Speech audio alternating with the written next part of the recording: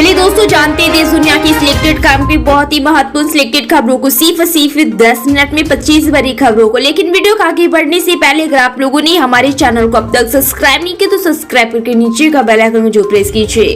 केंद्रीय गृह मंत्री अमित शाह ने राज्यसभा में गृह मंत्रालय के कामकाज पर चर्चा का जवाब दिया। इस दौरान उन्होंने आतंकवाद पर करारा हमला बोलते हुए सरकार की जीरो टॉलरेंस की नीति का जिक्र किया।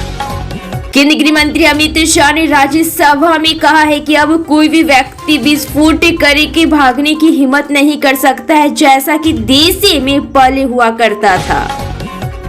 राज्यसभा में आम आदमी पार्टी के नेता संजय सिंह ने दावा किया है कि डबल इंजन की सरकार वाले राज्यों में अन्य प्रदेशों की अपेक्षा अपराध की घटनाएं बहुत बढ़ गई है, इसलिए केंद्रीय गृह मंत्रालय की दुगनी जिम्मेदारी और जवाबदेही बनती है।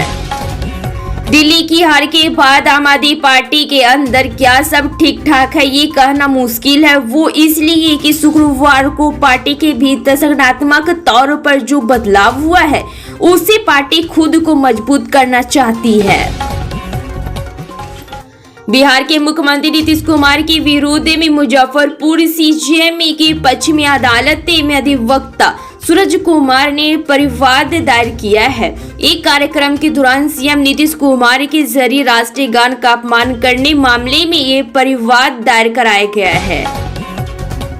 पश्चिम बंगाल में अगले साल विधानसभा चुनाव होने हैं, लेकिन कांग्रेस ने बिना देरी के अभी से ही अपनी रणनीति बनानी शुरू कर दी है। कांग्रेस आला कमान ने 19 मार्च को पार्टी की पश्चिम बंगाल इकाई के नेताओं के साथ मंथन किया, जिसमें यह फैसला लिया गया है कि पार्टी राज्य के सभी 294 विधानसभा क्षेत्र में खुद को मजबूत करेगी।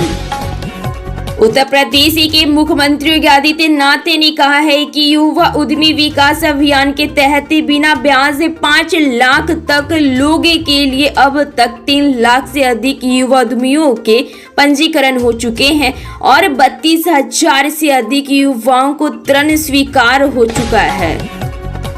आम आदमी पार्टी विधायक और विधानसभा में नेता प्रतिपक्ष आतिशी ने दिल्ली सरकार के मंत्री प्रवेश वर्मा के उस बयान पर कड़ी आपत्ति दर्ज कराई है, जिसमें उन्होंने प्रदेश के अधिकारियों को मोटी चोटी वाला बताया था। राजस्थान के मुख्यमंत्री भजनलाल शर्मा ने अचानक दिल्ली का दौरा किया। उन्होंने दिल्ली का दौरा कर गृह मंत्री अमित शाह सहित कई मंत्रियों से मुलाकात की है। दिल्ली के मंत्री मनजिंदर सिंह सिरसा ने आरोप लगाया है कि आम आदमी पार्टी आप द्वारा संचालित दिल्ली नगर निगम एमसीडी राष्ट्रीय राजधानी में वायु प्रदूषण बढ़ाने की दिशा में काम कर रहा है। उत्तर प्रदेश में योगी आदित्यनाथ सरकार के 8 साल पूरे हो गए हैं। इन 8 वर्षों में शिक्षा के क्षेत्र में कई ऐतिहासिक बदलाव हुए। सरकार ने शिक्षा को सिर्फ सुविधा नहीं बल्कि एक मिशन के रूप में आगे बढ़ाया है। दिल्ली चुनाव में हार के बाद इसे आम आदमी पार्टी में पहली बार बड़ा बदलाव देखने को मिला है और लगता है कि मानो नई दिल्ली सीट पर अरविंद केजरीवाल की हार की जिम्मेदारी भी गोपाल राय पर डाल दी गई है। अमेरिका की ओर से भारत पर कोई भी पारंपरिक टैरिफ नहीं लगाया गया है। नरेंद्र मोदी सरकार ने संसद में यह जानकारी दी। राज्यसभा में एक प्रश्न के जवाब में वाणिज्य और उद्योग राज्य मंत्री जितिन प्रसाद ने कहा, जम्मू कश्मीर से आर्टिकल 370 हटाने के बाद हुए परिवर्तन के बारे में सवाल पूछने वाले विपक्षी नेताओं पर करारा प्रहार करते हुए केंद्रीय गृह मंत्री अमित शाह ने कहा है कि इसके समाप्त होने के बाद वो आतंकवाद, पथराव, जबरदस्ती बंदी की घटनाओं में भारी कमी आई है। आम आदमी पार्टी आप ने केंद्र शासित प्रदेश दिल्ली समेत कई दूसरे राज्य में बड़ा संगठनात्मक फेरबदल किया है।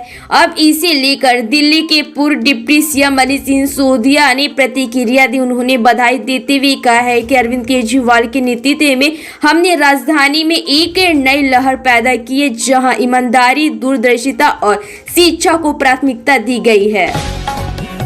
लोकसभा में विपक्ष के नेता राहुल गांधी ने यह दावा करके नया विवाद खड़ा कर दिया है कि भारतीय की शिक्षा प्रणाली निचली जातियों के साथ अन्याय करती है। उन्होंने इस बात पर जोर दिया है कि भारतीय की असमानता की सच्चाई सामने आने के लिए जाति जनगणना जरूरी है।